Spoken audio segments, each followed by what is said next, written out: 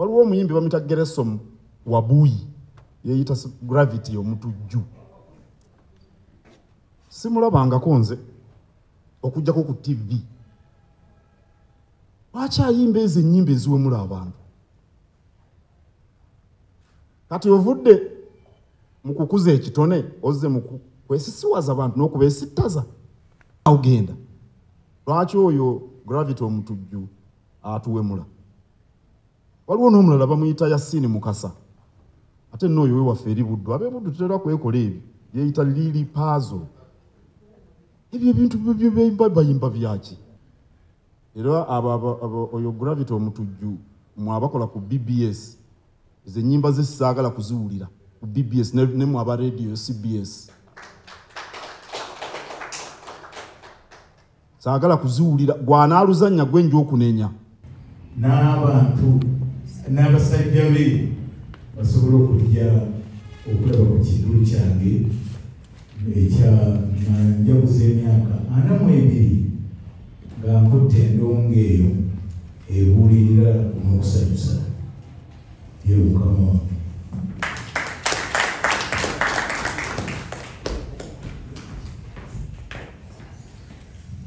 Mukama wange mwaka oguwedde nalina kuzaa mwezi Agusto Ssaabasajja Yasiima n'atandikawo Minisitule y'Ebitone era ekisenge kino Mukama waffe tasobodde kuba naffe Oweekitiibwa Ssemwanga ninja kusaba omukubiza w'olukiiko lwa Buganda ninda okutuyitira goli awo abeeko n'obugambo bwatuusa ekitiibwa.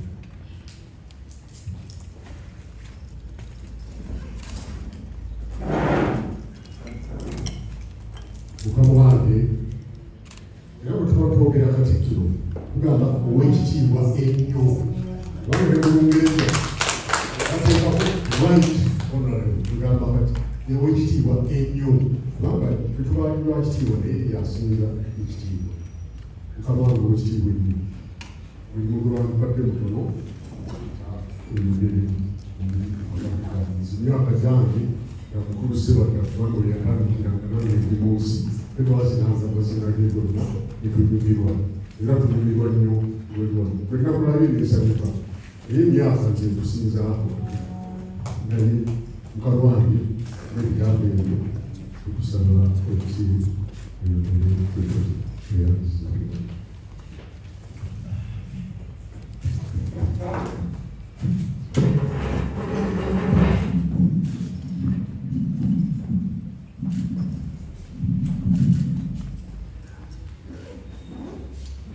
olwokubanga oluzitoyi kyovudde ositula baminisita bano ne babeerawo n'omukugezawo olukiiko lwa Buganda era n'ensonga genda kuzoogera. Nsanyuse nnyo okubalaba bannabitone abamu bayinza n'okuba baali tebajjako mu Bulange. Malimati Yabiima kumulaba mu Bulange wano so nga mukuukutivu ekyenkanidde awo ne mukyala we. Naye noono ayagala nnyo Kabaka naye okujja mu Bulange ndwawo n'ab'endiga bwe bajja simulaba. Lydia Jasmine oyo bantu bamwagala naye simulaba nko mu Bulange oba yali azzeewo. Naye kirungi nti ozze ne ttiimu eno yonna wano mu Bulange. Mu Bulange abantu bonna bateekwa okujjawo kubanga buno bwe butaka bwaffe. Abamanyi nti Kabaka ye kitaffe. Buno bwe butaka bwaffe. Segende yesinga okulaba abantu bo. Abantu badda nnyo ku kyalo mu mikolo egy'enjawulo oluusi ne bwe wataba nsonga ne beetaba Ssekukkulu. Ngenzeeko mu kyalo, ngenze kulaba taata, ngenze kulaba maama. N'olwekyo abantu bonna abali wano mu Buganda twagala ne bajja wano waabwe. Kati mukoze bulungi ne mujja. Era neebaza nnyo bannabitone abakuukuutivu nga Fred Ssebatta, Matiya Luyima, Nawe Lydia Jasmine ojja kufuuka omukukutivu bw'onoomala mu kisaawe ebbanga bano lye bamazeewo. Naye mbeebaza kubanga Fred Sebatta wakati gwe tuliko bano yinga nkondo ze kubanga bwe bakuyita embuga yagenda n'ayimba akayimba sambidde waggulu nga jjanza omuliga n'abaganda baabunyooma obwedda. Bw'oba ojja embuga ojja onywedde tuli kwono naye byembeebazaako biri mu biti 5. Fred Sebatta kye mwebazaako kiri mu biti 5. Ekisooka azimbye nnyo obuwangwa waffe. Singa owuliriza ennyimba ez'enjawulo tuyinza okwogera ebyobuwangwa ne tuzibya obudde, naye akayimba kamu kayinza okukola omulimu gwaffe gwe tukoledde emyaka n'emyaka. Azimbye Oluganda, ekyo kyakubiri, olulimi Oluganda. Ennaku zino tusoosowaza Oluganda era tukubiriza abantu bayige ennimi zaabwe n'obuwangwa bwabwe. Ekyewuunyisa bw'osanga abagwira n'omala obagamba nti tomanyi lulimi lwo bakunyooma nnyo, ate bw'obanyumiza obuwangwa bwo bakwesiimisa. Twali wano era mu kisenge wano we nali nnyumiza be nali nabo mu Amerika, be nasanga eyo mu Amerika nga munyumize enkola ey'ebikanga bw'etambula mu Buganda. Nindaba nga anakuwadde n'okunakuwala ne mugamba lwaki otunula bw'atyo, nanga nti nze banzaalira mu apartment, nakulira mu apartment, nange nawasiza mu apartment, obulamu bwange apartment.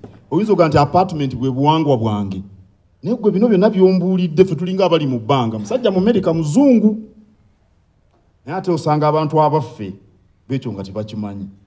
Akati bano okweyambisa ebitone byabwe ne batuyigiriza Oluganda n'obuwangwa, tulina okubeebaza. Ekyokusatu, okusomesa n'okuyigiriza. Mu luyimba olwo ddole w'omwana mulimu ebyokuyiga bingi bw'oba yagadde okubimanya. Omusajja Ssemwaka yandibadde alina buvunaanyizibwa ki? Emirimu gyonna omukyala yamubuuza amaduuka g'ogaggula, eyo gy'okeera mu luyimba olwo. Kirowoozeeko amaduuka g'ogaggula oba ofiisi ezo gw'oziggula. Okuyigiriza, okusanyusa n'okuwummuza kikulu nnyo okwewummuzaamu. Era nkubiriza n'abantu, nalabye bano ono abadde ayogera nga Kalabalaba balina ttiimu wano bagenda ne bakwata obuntu. Omu ku bannaabe yampadde eddoboozi lyange nali ŋŋamba abantu abaye mwewummuzeeko. Toyinza kubeerawo ng'okola bukozi mirimu gyo kati owummulako ddi, sanyukako obeera n'abantu. Ekyo nakyo kikulu nnyo mu bulamu. Era omuntu atawummula afa mangu. Akati mutuwummuza ne tusanyuka n'oseka n'okola otya, waze n'ebirowoozo n'obyerabira. Ekyokutaano, okuzimba eggwanga. Bantu bameka akati oli kazi mukyala Bigi akoze omulimo, alina kyasuubira okuteeka mu nsawo, naye abali emabega w'omukyalo oyo bayitirivu. Abagenda oba okukola biki, abakola biki mu bivulu, abakola emirimu miyitirivu, ab'ebyuma, egyo emirimu egiri awo tegimanya alina. Emisolo gavumenti gyekuŋŋaanya. Kale nnyinza okugenda n'enjogera ebintu bingi naye nnokoddeyo ebyo 5 ku Fred Sebatta. Okuzimba obuwangwa waffe, okuzimba olulimi lwaffe, okuzimba okutuyigiriza, n'okutusomesa ebintu eby'enjawulo, okutuwummuza, ate n'okuzimba eggwanga. Oyinza okuba mu bulamu bw'ensinga ebintu ebyo 5. Bakubuuza okolako bimeka ku ebyo 5. Tebuuze. Kikulu nnyo okumanya nti ebitone bituweebwa Katonda. Naawe obadde oyogera ogaye nti Katonda yampa ekitone. Ono gwe mulaba makanika ono yayiga ebyokkanika, naye n'avumbula ekitone kye mu kuyimba. Osobola okubeera munnamateeka, nze ndi munnamateeka, naye osobola naawe okuyimba. Nali nnyimba olumu mu kereziya, onaawuba omukono n'aŋŋamba jangu otwegatteko, nga naye simanyi nsobola okuyimba. Era singa najja mu kisaawe kyammwe singa mbali bubi. Naye olina okwevumbulamu ekintu Katonda kyakuteekamu. Omanyi okukuba ebivuga, omanyi okuzina amazina. Nandujja alinnya ennyonyi n'agenda abantu gye batatuukanga. Kuyimba, kuzina amazina. Ng'ate omuntu oyo yasoma eby'ebitabo yeetannakikola. Oyinza okuba olina ebitone mu kubala ebitabo, mu kulima, mu kusuubula. Katonda bw'akuwa ekitone, oyinza okusalawo okukyeyambisa oba okukituulira. Katonda yakikuwa n'akuleka. N'olwekyo nkwebaza okunoonya ekitone Katonda kye yakuwa n'okimanya ate n'okikozesa mu kuyimba n'okutusanyusa. Era ekitone bw'otakikozesa obanga atakirina, tekirina na mugaso gy'oli naffe ffenna. Naye bw'okikozesa abantu bonna baganyula. Laba bano bonna abazze bano. Bano bonna si bakola bwa nnakyewa, balina ke basuubira okufunamu ebyo bye bakwata. Lwa kitone kyo ekikozesezza bulungi, kikuwadde ettutumu. Katikkiro si mutene nnyo, naye wuuno omuliraanye. Lwakukozesa kitone, tukwebaza. Ettutumu lireetera abantu amalala, oluusi n'okuweebuuka. Fred Ssebattono nze mbadde mugoberera okuva emyaka gyonna gy'obaddewo, seejaanamu ebiri, naye emyaka egiwerako nga nkugoberera. Naye siwulirangako ng'owemuse. Sikiwulirangako n'ayimba ekintu ne weekanga, tunaagambye atya? Sikiwulirangako n'omuntu n'ogumu. Naye ate ebikusika obitugamba ne tutegeerera ddala. Kakati bw'oba oyagala kumansa ntungo, genda mu kisenge nga muli babiri n'omuntu gw'osobola okubeera naye.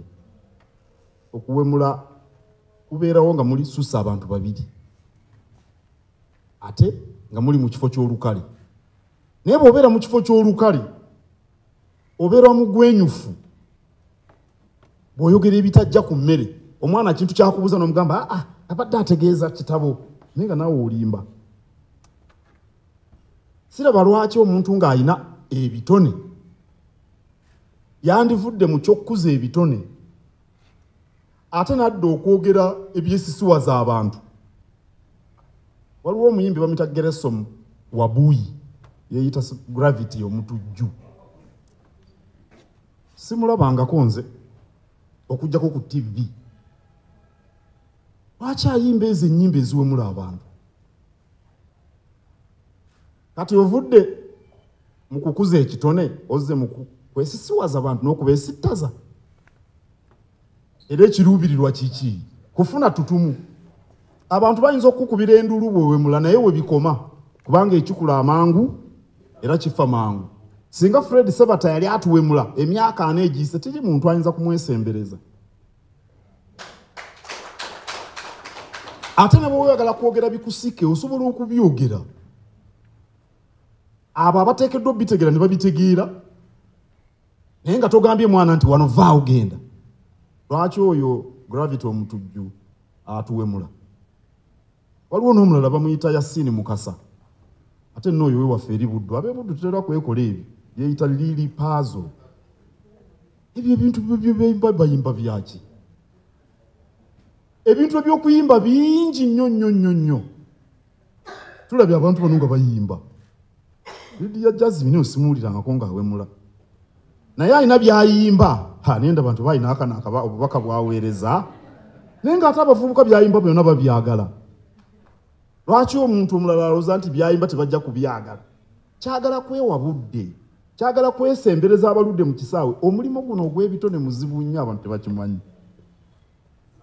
era nabadde wano ne Carol Nantongo wiiki ewedde ne mugamba nti omulimu guno si kusanyusa byoliko si kusanyusa bantu mwenna abali nti omulimu guno si kusanyusa bantu guno omulimu okufaananako munnamateeka bw'asiba ettaayi oba omulimi bw'akwata enkumbi ebyokusanyusa ezo ze nva endiirwa kubanga okuyiiya oluyimba ng'olwo bampisa embuga lwe baluyita batuyisa embuga nze lumpoomera nnyo ekyenkanidde awo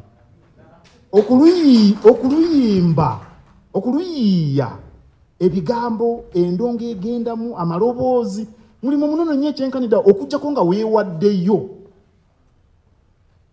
n'ogubala nti guno mulimo abantu terusobola kubanyumira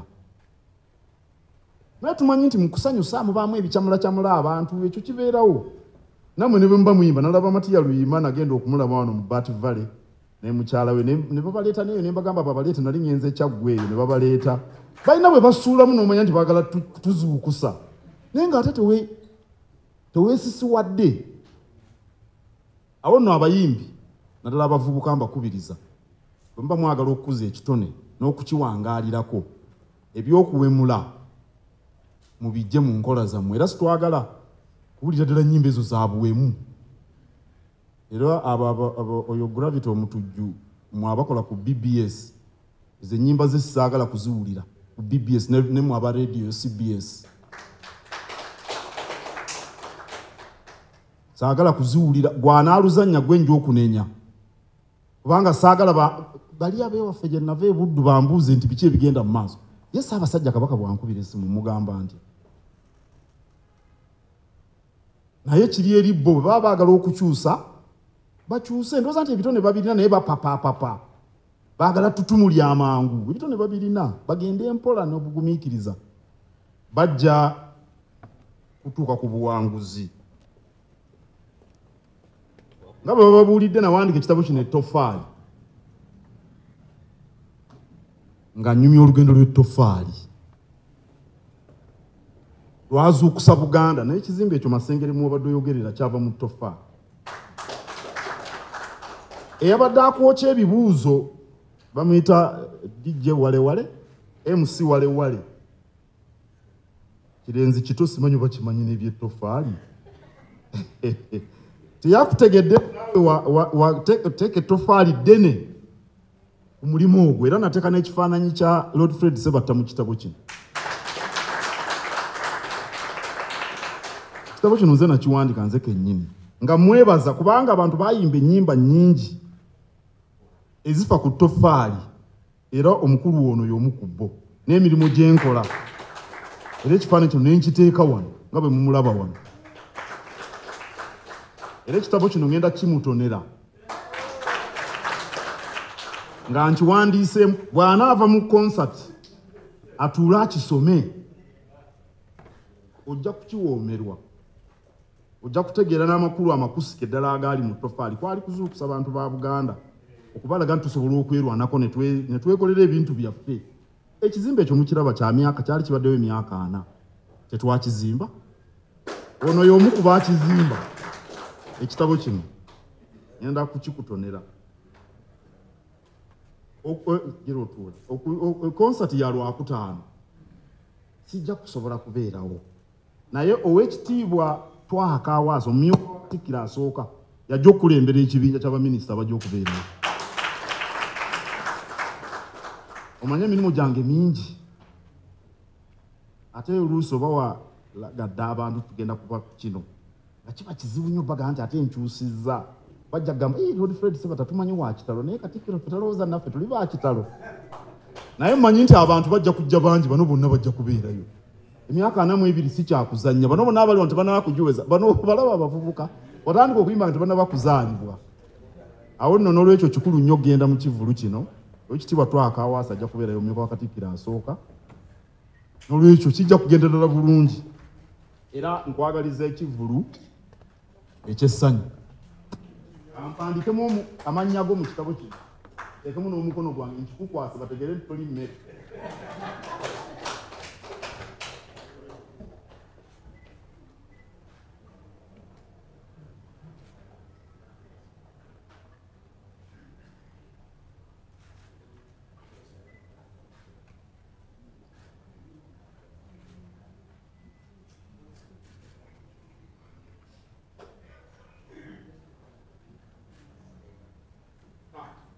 ettoffaali nkimukwasa.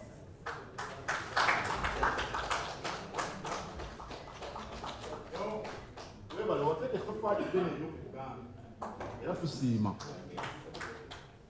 Wangi bagambye embu nno tukifaananyi tebakikutte. Oyimiridde simanyi.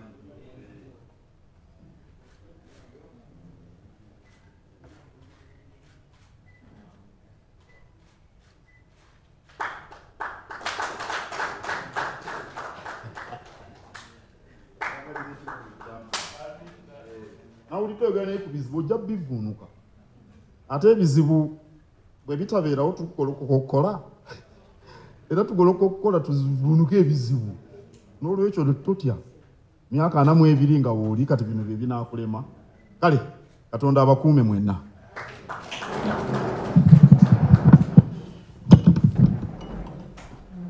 Tugenda kuyimba kitundu ekisembayo ky'ekitiibwa kya Buganda.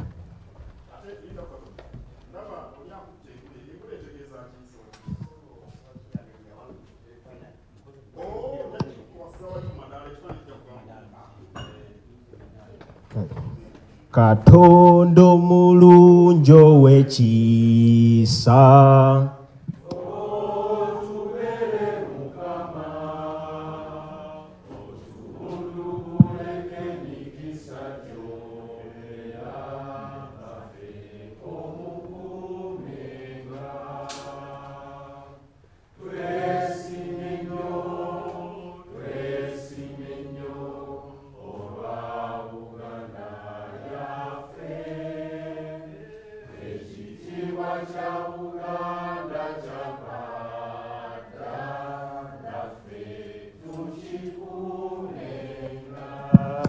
Ssaabasajja Kabaka awangaale.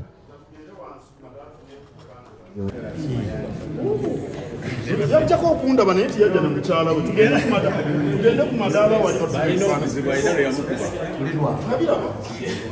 era bagamba ababuulira naye balina ekyekimanyi kiki lwaki tobabulirira abaana baba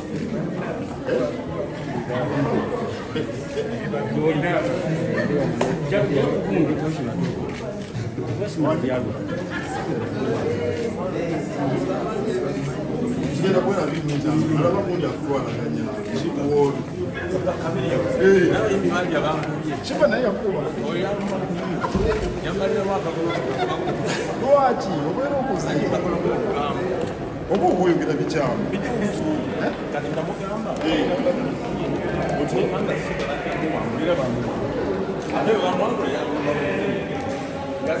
ekyogera nga bwokiraba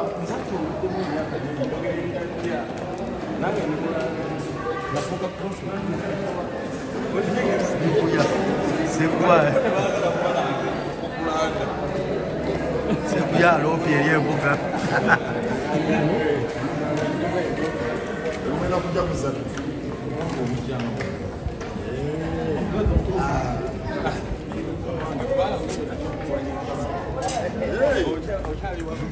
ani minisita abakulu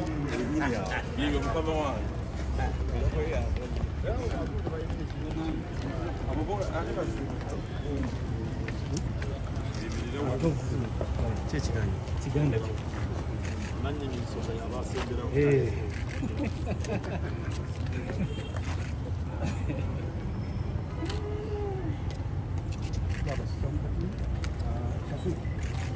abayimbi abalala baliwa ojja tujagiza